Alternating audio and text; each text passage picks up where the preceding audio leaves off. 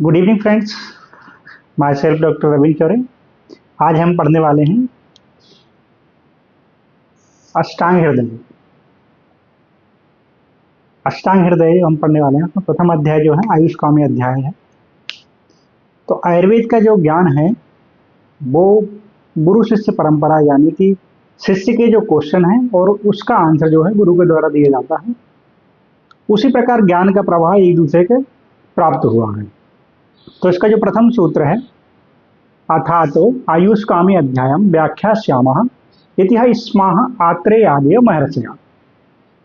यह जो प्रथम वर्णन है अथ और अतः, अथातो को दो भाग में डिवाइड करते हैं, अथ और अतः। अतः अथ जो है एक मंगलवाचक शब्द है, जो कि ब्रह्मा के द्वारा प्रथम दो शब्दों का प्रथम उच्चारण जो हुआ है वो पहला अथ और दूसरा ओंकार है। तो ये मंगलवाचक शब्द के रूप में अथ का प्रयोग हुआ है। यहाँ पर जो है व्याख्यास्यामः, जो कि बहुवचन के रूप में प्रयुक्त हुआ है। इतिहा स्मः आत्रेयादि महर्षया।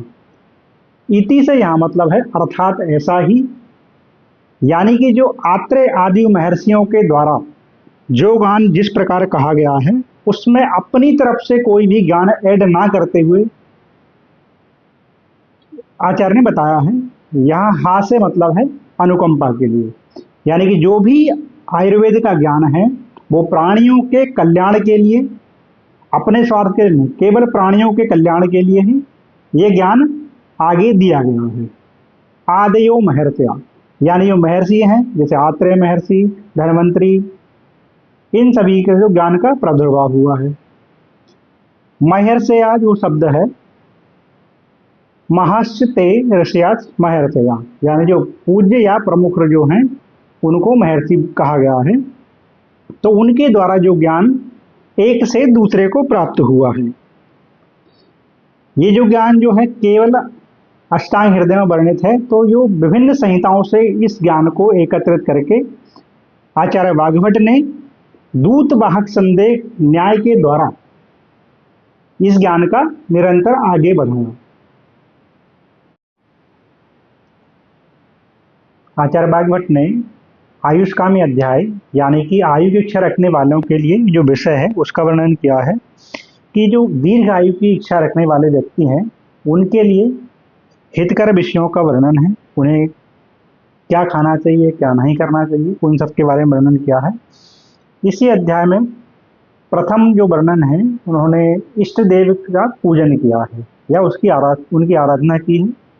तो रागादि रोगान सततानुसक्तान अशेष कायान प्रस्थान शेषान औत्सुक्य मोह आर्तिदांज गानम यो पूर्व वैद्याय नमस्तु तस्मै। यहाँ आचार्य ने उस अपूर्व वैद्य को नमन किया है जिन्होंने राग आदि, यानी राग, लोभ, द्वेष, इन सब दोषों से अपने आप को ज्ञान और तप के द्वारा निर्मुक्त कर लिया हो और औत्सुक, मोह और अर्ति को नष्ट कर दिया हो, ऐसे अपूर्व अद्भुत वैद्य को मेरा नमस्कार है। यहाँ रागादि से मतलब है राग, द्वेष और लोभ से।